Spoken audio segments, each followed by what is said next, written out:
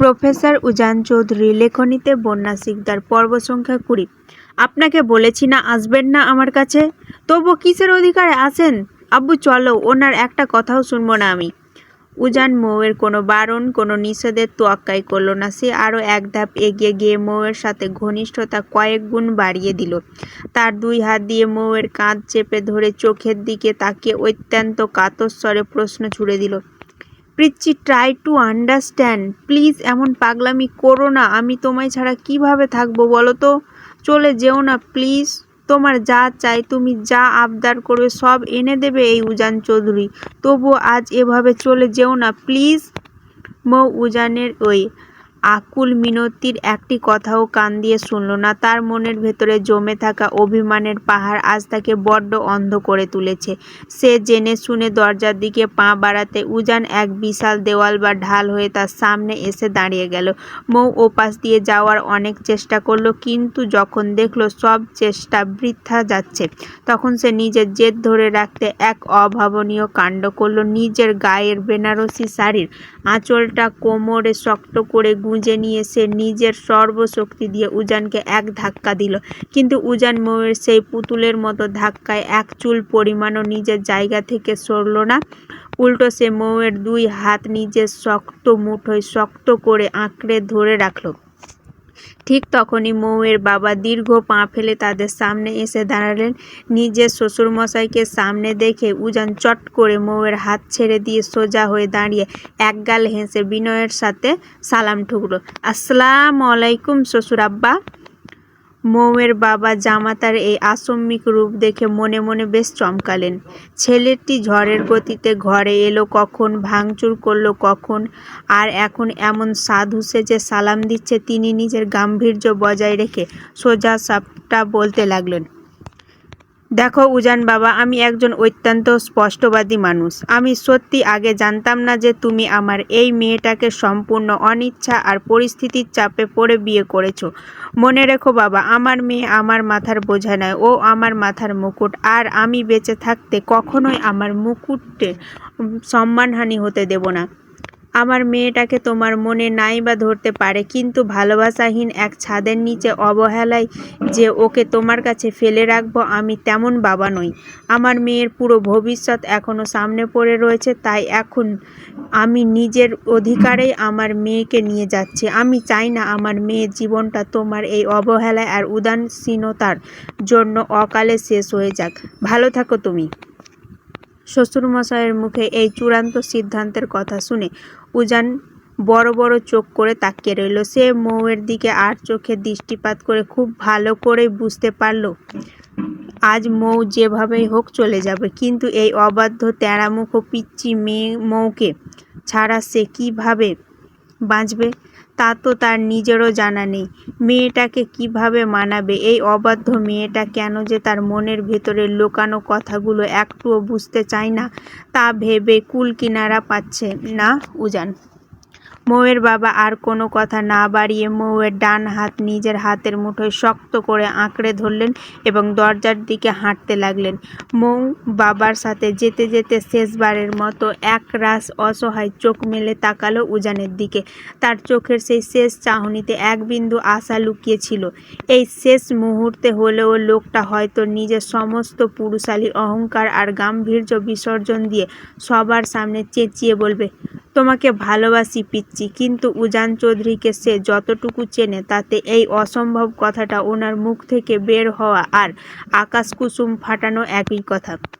বাবার হাত ধরে মৌ যখন সদর দরজার দিকে 3-4 কদম এগিয়ে গেল, ঠিক তখনই ঘরের সবাইকে স্তব্ধ করে দিয়ে আচমকায় উজান এক লাফে গিয়ে মৌকে পেছন থেকে জড়িয়ে ধরে নিজের বুকের সাথে টেনে নিল এবং গলায় চেঁচিয়ে কেঁদে উঠল, ও শ্বশুরাব্বু গো, আমার বিড়ালের বাচ্চার মতো বউটাকে নিয়ে যাইন না গো।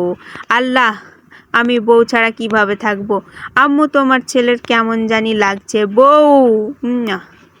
এই বলে সে সবার সামনে মৌয়ের গালে এক শব্দ করে চুমু বসিয়ে দিল। উজানের এমন নজিরবিহীন কাণ্ডকারখানা দেখে ডাইনিং রুমের উপস্থিতি প্রত্যেকে একদম ভ্যাবাচ্যাকা খেয়ে গেল। একজন রাশভারী প্রফেসর সাহেবের মুখ থেকে এমন বিড়ালের বাচ্চার মতো বউ ডাক, আর বাচ্চাদের মতো কান্না শুনে মৌসুমী চৌধুরী নিজের আঁচলে মুখ লুকিয়ে মিট মিট করে হাসতে লাগলেন।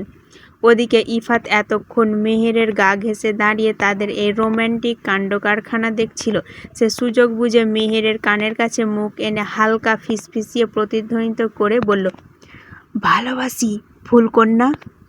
ইফাতের এই অসময়ে দুষ্টুমিতে মেহেরের মনের ভেতর এক অদ্ভুত ভালো লাগা কাজ করলেও গুরুজনদের সামনে সে ভীষণ লজ্জা পেয়ে ইফাতকে নিজের কোণই দিয়ে একটা হালকা গুঁতো মারল।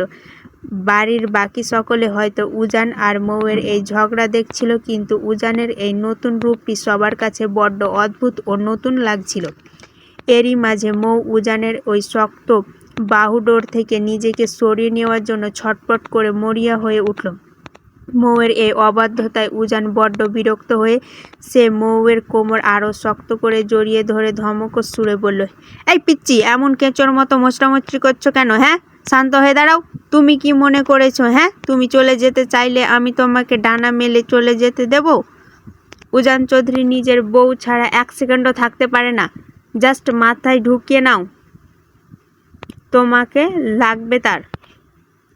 এরপর উজান নিজের চোখের সানগ্লাস ঠিক করে মৌয়ের বাবার দিকে তাকিয়ে ধীরে ধীরে অদ্ভুত স্বরে বলে উঠল, ডিয়ার শ্বশুর আব্বা, আপনি মানুষটা কিন্তু বিন্দুমাত্র ভালো নন।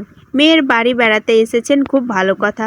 বসবেন, চা নাস্তা করবেন, ঘুরে বেড়াবেন, নিজের বেয়াইদের সাথে বসে দুটো সুখ দুঃখের গল্প করবেন, তারপর শান্তিতে নিজের বাড়ি চলে যাবেন। কিন্তু না, তিনি এসেছেন আমার বুক থেকে আমার এই বিড়ালের বাচ্চার মতো মিষ্টি বউটাকে টেনে হিঁচড়ে আলাদা করতে। আজ তো একটা মির্জাফর আপনি। দেব না আমি আমার বউ। আপনি চলে যেতে বললে আমি ছেড়ে দেব নাকি? আমার জন্য নাকি আমার বউয়ের জীবন নষ্ট হচ্ছে? সিরিয়াসলি? আজ ভালো করে শুনে রাখুন ড্যাড আর শ্বশুর আব্বা, আমার জন্য আমার এই বউয়ের কোল আলো করে চৌধুরী বংশের প্রদীপ উজ্জ্বল হবে। আপনি এবার একাই নিজের বাড়ি চলে যান, আমার বউ কোথাও যাবে না, বাস। আরিফিন চৌধুরী এবার আর চুপ থাকতে পারলেন না। তিনি রাগে গজগজ করে উজানের সামনে এগিয়ে গেলেন।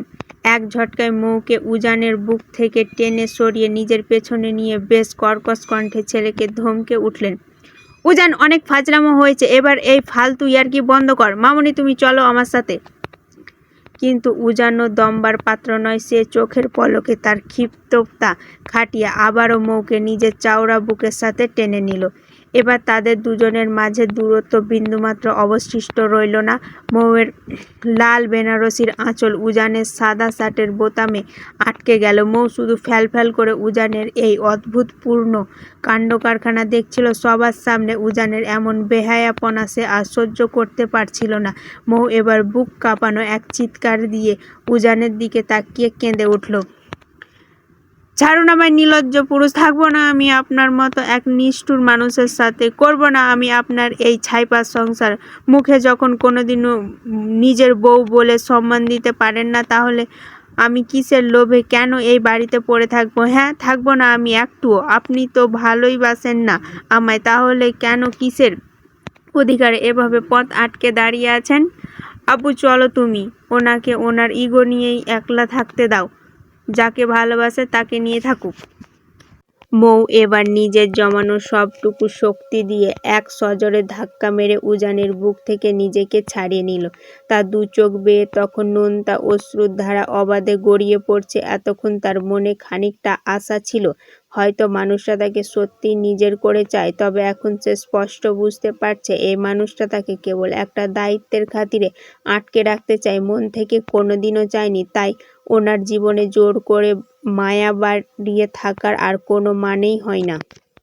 মৌ নিজের ব্যাগটা টেনে নিয়ে দরজার দিকে এক পা বাড়াতে চাইল। ঠিক তখনই এক বুক ফাটানো আকুলতা বজ্র কঠিন শব্দের মতো তার কানে এসে বাজল, পিচ্চি প্লিজ, আমায় এভাবে একা ফেলে চলে যেও না। মৌয়ের পা দুটো সঙ্গে সঙ্গে থমকে গেল, ঠিক যেন মেঝের সাথে লেপ্টে গেল। তার অবাধ্য পা দুটো আর এক কদমও সামনে এগোতে চাইছে না। মনের এক কোণ থেকে এক গোপন মায়া ফিসফিস করে বলে উঠল, ভালোবাসা ছাড়াও তো কত সম্পর্ক টিকে থাকে, তবে তুই কেন থেকে যাচ্ছিস না? কিন্তু পরক্ষণে তার তীব্র আত্মসম্মানবোধ আর মস্তিষ্ক তাকে তীব্রভাবে বাধা দিয়ে বলল, যেখানে কোনো ভালোবাসাই নেই সেখানে জোর করে ঘর বাঁধা একদম অসম্ভব। মৌ অশ্রুসজল চোখে আলতো করে পেছন ফিরে তাকালো। দেখল সে উজান একরাশ অসহায় দৃষ্টি নিয়ে তার দিকে চেয়ে আছে। সেই চাহনি দেখে মৌয়ের বুকের ভেতরটা কেঁপে উঠল। উজান চৌধুরীকে এত অসহায় অবস্থায় সে নিজের জীবনে কখনো দেখেনি, কিন্তু একটা নামহীন উপেক্ষার সম্পর্কে তো সে আর সারা জীবন বন্দি থাকতে পারে না। তাছাড়া উজান তো মনে মনে অন্য কাউকে ভালোবাসে, তাহলে আজ তাকে কেন এত মায়া দেখিয়ে থেকে যেতে বলছে? উজান বরং তার সেই কাঙ্ক্ষিত ভালোবাসার মানুষটিকে নিয়ে নতুন করে সুখে ঘর বাঁধুক। মৌ নিজের দুই চোখের নোনতা জলটুকু হাত দিয়ে মুছে ঠোঁটের কোণে এক চিলতে বিষণ্ণ মুচকি হাসি ফুটিয়ে তুলল। এমন করে অবুঝের মতো বলছেন কেন প্রফেসর সাহেব? আমি আপনার জীবন থেকে চিরতরে চলে যাচ্ছি, এতে তো আজ আপনার সবচেয়ে বেশি খুশি হওয়ার কথা। আপনার পথের কাঁটা তো দূর হলো। আপনি এখন কোনো বাধা ছাড়াই আপনার সেই পুরনো ভালোবাসাকে নিজের করে পাবেন। তাকে নিয়ে মনের মতো করে নতুন সংসার সাজাতে পারবেন। তাহলে আজ আমার জন্য কিসের এত আকুতি, কিসের এত লোক দেখানো নাটক? আমি কখনোই আপনার জীবনে বোঝা হয়ে থাকতে চাইনি, আর না চেয়েছি আপনাকে কোনো কষ্ট দিতে। আমি জানি এই কয়দিনে আপনাকে বড্ড বেশি জ্বালাতন করছি, তার জন্য আমি সত্যিই সরি। কথা দিচ্ছি আর কখনো কোনোদিন আপনাকে বিরক্ত করতে এই চৌধুরী বাড়িতে আসবো না। অনেক ভালো থাকবেন আপনি। মৌ নিজের মুখের কথা শেষ করে উল্টো ঘুরে সদর দরজার দিকে চূড়ান্ত পা বাড়ালো। সে যেই মাত্র এক কদম এগিয়ে গেল, ঠিক তখনই ঘরের সবাইকে স্তম্ভিত করে দিয়ে তড়িৎ গতিতে উজান ছুটে গিয়ে সরাসরি মৌয়ের সামনে হাঁটু গেড়ে বসে পড়ল। আচমকা এই কাণ্ডে নিজের অজান্তে মৌয়ের লাল শাড়ির পায়ের পাতাটা উজানের সুগঠিত হাঁটুতে গিয়ে ঠেকল। উজান মৌয়ের দিকে পরম আবেশে মাথা নিচু করে সামান্য ঝুঁকে পড়ল। তারপর নিজের পকেট থেকে জাদুকরের মতো এক ডায়মন্ডের আংটি বের করে মৌয়ের চোখের সামনে তুলে ধরল। তার চোখ দুটো তখন ভালোবাসার গভীর নেশায় বুঁদ হয়ে আছে। সে অত্যন্ত আদুরে ও নিরেট স্বরে পুরো কক্ষের নীরবতা ভেঙে আওড়াতে লাগলো, ভালোবাসি, ভালোবাসি, ভালোবাসি। তাসফিয়া মৌ অনলি মাই প্রপার্টি। আমার তিন কবুল বলে বিয়ে করা বউ, আমার ঘরণী, আমার রমণী, আমার অর্ধাঙ্গিনী, প্রফেসর উজান চৌধুরীর প্রিয় ওয়াইফি। আপনাকে অসম্ভব রকম ভালোবাসি মিসেস উজান চৌধুরী। মৌ নিজের দুই চোখ বড় বড় করে একদম হাঁ করে বোকার মতো তাকিয়ে রইল। উজানের মুখে এত সব ডায়লগ শুনে তার মাথায় সমস্ত শিরা যেন একসাথে কাজ করা বন্ধ করে দিল। সে নিজের 17 বছর জীবনে ছেলেদের থেকে অনেক প্রপোজাল পেয়েছে, কিন্তু এই ভরা মজলিসে নিজের বাবার সামনে বরের দেওয়া এমন পাগল করা প্রস্তাব সে কখনো কল্পনাও করেনি।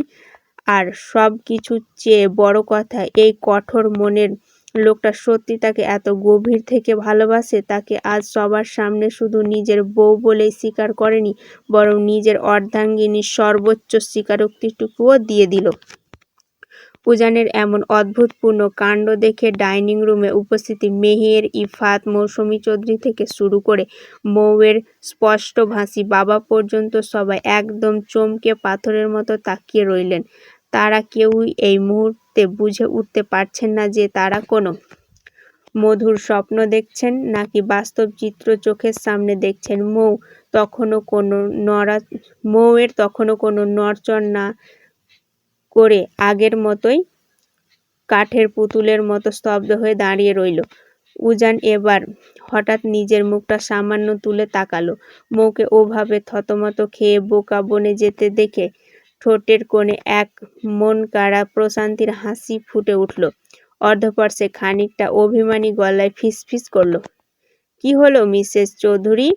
এত বড় একজন প্রফেসর সবার সামনে হাঁটু গেড়ে বসে ভালোবাসি বলল, তবুও কি আমার এই ছোট্ট হার্ট আর গিফটটা অ্যাকসেপ্ট করবেন না? নিজের বরকে আর কতক্ষণ ওভাবে ওয়েট করাবেন বলুন তো? মৌ তখনও কোনো উত্তর দিতে পারল না। সে ঘোরের মধ্যে আগের মতো নিষ্পাপ চোখে তাকিয়ে রইল। উজান আর দেরি না করে এক দীর্ঘ তৃপ্তির শ্বাস ফেলল। অর্ধপর সে নিজের খাটাস হয়ে সোজা হয়ে উঠে দাঁড়িয়ে গেল। মৌয়ের ফর্সা নরম হাতটা পরম যত্ন আর মমতায় নিজের হাতের মুঠোয় নিয়ে তার অনামিকা আঙ্গুলে জ্বলজ্বল করতে থাকা ডায়মন্ড আংটিটি আলতো করে পরিয়ে দিল।